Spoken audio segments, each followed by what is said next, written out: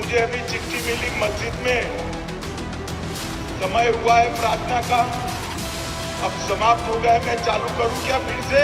अब समाप्त हो गया, मैं चालू करूं क्या फिर से? जरा जोर से बोलो, चालू करूं भाई? ज़हीर है और आप देख रहे हैं online news India. Amit Shah गृह मंत्री जी हमारे कश्मीर के दौरे पर हैं और आपको एक वीडियो दिखाने जा रहा हूं कि भाषण के दौरान जब मस्जिद से अजान की आवाज़ आई तो अमित शाह जी बीच में रुक गए और फिर पूछा भी, इजाज़त मिली और कहा कि अजान अगर ख़त्म हुई हो, प्रार्थना अगर ख़त्म हुई है तो क्या मैं अपना बयान शुरू करूं? देखने में कितना सुंदर लगता है। और भारत की पहचान इन्हीं बातों से थी।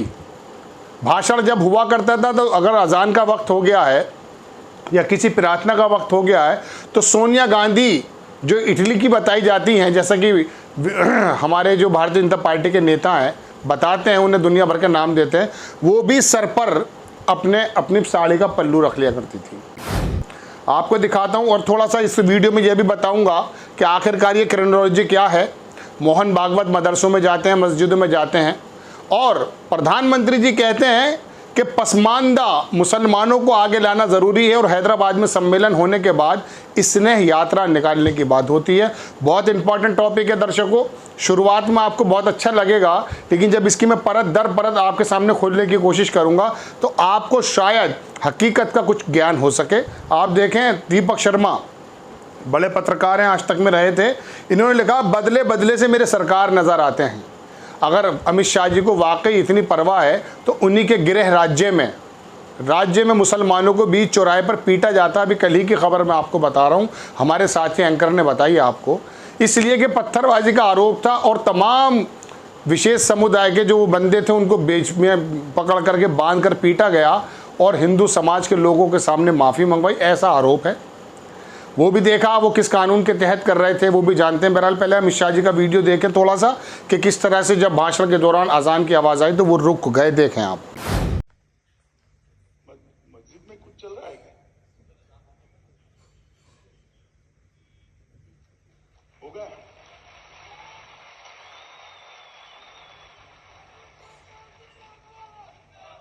मुझे अभी चिट्ठी मिली मस्जिद में, समय हुआ है प्रार्थना का, अब समाप्त हो गया, मैं चालू करूं क्या फिर से? जरा जोर से बोलो, चालू करूं भाई? देख लिया आपने, दुनिया तो पता नहीं क्या क्या लिखती है इसके अंदर। कोई कह रहा है कि दिन में मुल्ला रात में गुप्ता। खैर छोड़िए, लेकिन अमित शाह जी ये बात अच्छी है और इसका एप्रिसिएशन भी करना चाहिए, लेकिन करनी और कथनी में फ़र्क भी होना है ज़रूर। वो क्या है वो मैं आपको कुछ मुद्दे कुछ तथ्यों के सामने रखकर बताऊंगा।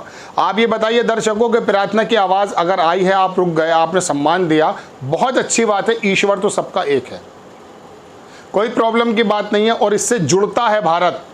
लेकिन पिछले बीते कुछ वर्षों में जो तोड़ने वाली हरकतें हैं उन पे अगर विराम लगाने की कोशिश की जाती या आपके मुंह से ऐसे शब्द ऐसे अल्फाज निकल जाते कि जिनकी वजह से वो हुडलम्स में इसलिए इस्तेमाल कर रहा हूँ, वो संगठन जो सड़क पर उतर कर दरोगा बनते हैं और कानून को हर हालत में चौराहों पर रोंदते नज़र आते हैं, उनमें शायद कमी आ जाए। होता यूँ ही है कि जब आला कमान के मुंह से कुछ शब्द निकल जाते हैं तो उसका असर नीचे चला जाता है। अब आपके मुंह से अच्छे शब्द निकलेंगे तो अच्छा असर चला जाएगा। आपको मालूम है दर्शकों, एक मैं तथ्य रखता हूँ कि गुजरात का, जैसे मैंने जिक्र किया कि गुजरात के अंदर किस तरह से मार पिटाई की गई, पुलिस वालों ने मारा और तमाम लोग, क्या आपको ऐसा नहीं लगा कि रवांडा या किसी कबीले जो हुआ करते थे वहाँ सज़ा दी जा रही है? यहाँ पर हिंदू राष्ट्र नहीं है, इस्लामी क्रांति ने जन्म नहीं लिया है, यहाँ संविधान का राज चलता है। संविधान का जब राज चलता है तो उसके बाद आप भी हैं, हम भी हैं, पुलिस भी है। अगर उन लोगों पे आरोप भी था या उन्होंने वो किया भी था तो संविधान की वो कौन सी धारा है जिनके अंतर्गत आप उनको लेकर आए चौराहे पर एक जगह पकड़ करके पीछे से लटबाजी करने लगे आप, और उन लोगों के सामने जो हिंदू समाज को या आप मैसेज देना चाहते थे कि देखिए हम राम राज्य ले आए। राम राज्य के अंदर ऐसा था या माफ़ करने वाली बात होती है? चलिए, हम तो माफ़ करने की बात भी नहीं करते, उनको कानून की धाराओं के मुताबिक अगर उनकी सज़ा थी तो कर देते। लेकिन वहाँ तो शिव प्रकाश, जो हमारे शिवराज चौहान की सरकार है, वहाँ पर जो है बुलडोज़र चलाए जाते हैं, या वहाँ पर के जो गृह मंत्री हैं वो कहते हैं कि पत्थरों का मलबा बना दूंगा। और हमारे राज्य के, हमारे देश के गृह मंत्री जब अजान होती है तो वो रुक जाते हैं। चलिए, ये तो है एक तथ्य मैंने आपको बताया कि अगर आप ऐसी बातें मुंह से निकालें कि जो ये संगठन रुक जाएं, आपकी पुलिस तो आपके हाथ में थी। गुजरात में तो भारतीय जनता पार्टी की सरकार है, क्या कोई सवाल बनेगा? चलिए, अब मैं थोड़ा सा बता देता हूँ दर्शकों के मोहन भागवत मदरसा क्यों जा रहे हैं। जो लोगों का आरोप है, जो लोगों की चिंतन है, जाहिर सी बात है ये अचानक तो हुआ नहीं कि सुबह को उठे मोहन भागवत और बोले कि चलो आज मस्जिद चलते हैं। और ये ऐसा भी नहीं हुआ कि प्रधानमंत्री जी ने अपने अधिवेशन में जो भारतीय जनता पार्टी का हुआ था हैदराबाद में, उसके बाद कहा कि साहब हमें 6-7% वोट मिला है मुसलमानों का, और मुसलमानों का प्रतिनिधित्व जो करते हैं वो अशराफ करते हैं। अशराफ एक शब्द है, बहरहाल मैं बता दूं, बड़ी बिरादरी के लोग करते हैं। और इनके अंदर पसमानदा, यानी कि जो मैं कह रहा हूं कि उनको आप कहिए कि जो बहुत ज़्यादा फाइनेंशियली, शैक्षिक तरीके से जो बहुत कमज़ोर लोग हैं, उन्हें पसमानदा मुस्लिम कहा जाता है। वो लोग अगर हमारी तरफ आ जाते हैं तो शायद 50% जो वोट तक लगभग भारतीय जनता पार्टी प्राप्त करती आ रही है उसमें बढ़ोतरी हो जाएगी, क्योंकि भारतीय जनता पार्टी जान चुकी है कि उनका सैचुरेशन पॉइंट पूरी तरीके से ऊपर आ चुका है।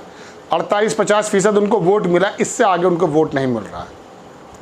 और आपको मैं दर्शकों को बता दूं कि 2022 के चुनाव में जब अखिलेश यादव के बारे में सब लोग यही कह रहे थे कि उनका आना लगभग तय है, मैंने भी आपसे कहा था कि 40% वोट उनको आ रहा है। 37% वोट अखिलेश यादव की पार्टी के गठबंधन को मिला, लगभग इससे बड़ा ज़्यादा वोट और क्या मिल सकता था।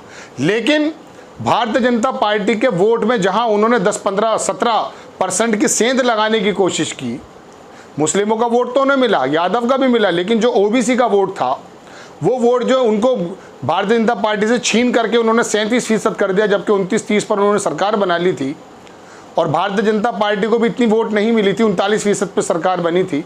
तो उन्होंने क्या काम किया, ये नज़र किसी की नहीं गई थी कि भारतीय जनता पार्टी ने बहुजन समाज पार्टी के वोट पर इस तरह से सेंध लगाई कि 11% वोट मायावती जी का खिसक करके आ गया भारतीय जनता पार्टी की तरफ, और उनके 41% आने के बाद दोबारा से उनकी सरकार बन गई। ये बात अलग है कि उनके विधायक नहीं आए। मैं आपको बताना ये चाहता हूं कि एक कदम आगे की बात होती है भारतीय जनता पार्टी के नेताओं की और भारतीय जनता पार्टी की भी। जब लोग अंदाजा कर रहे थे कि भारतीय जनता पार्टी की सरकार नहीं आएगी और उनका वोट परसेंटेज बिल्कुल साफ नजर कम होता हुआ दिख रहा था, उन्होंने वो वाला वोट पर सेंध मार दी जिस वोट के बारे में कोई सोच भी नहीं सकता था। मायावती का वोट सबसे ज़्यादा, बहुजन समाज का वोट सबसे ज़्यादा कॉन्सोलिडेट था अपनी पार्टी के प्रति, उसमें से 11% वोट, 10-11% वोट निकाल ले जाना बहुत बड़ी बात है। अब उसमें मायावती की क्या भूमिका है फिर किसी एपिसोड में बताएंगे, लेकिन हुआ यूँ है। अब जब इनको मालूम पड़ गया है भारतीय जनता पार्टी को कि मुसलमानों के वोट में भी सेंध मारी जा सकती है, ये बात गले से इसलिए नीचे नहीं उतरती क्योंकि भारतीय जनता पार्टी को मुसलमान वोट नहीं देता। लेकिन अब बंद कमरे में या कहीं पर भी मीटिंग्स हुई होंगी, अंदाज़ा लोग लगा रहे हैं, मेरा भी अंदाज़ा है। और मोहन भागवत से कहा कि पसमानदा मुसलमानों को जो है किसी तरह से इम्प्रेस करना है। और आपको मालूम है कि जाहिर सी बात है, सत्ता और तमाम संसाधन जब इस्तेमाल होते हैं तो कौन कौन लालच में नहीं आता।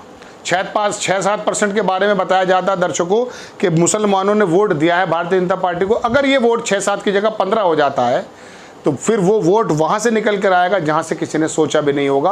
और इसी की सोची समझी शायद ये रणनीति हो सकती है कि हमारे अमित शाह जी कह रहे हैं कि नमाज अजान हो रही है, थोड़ा रुक जाते हैं।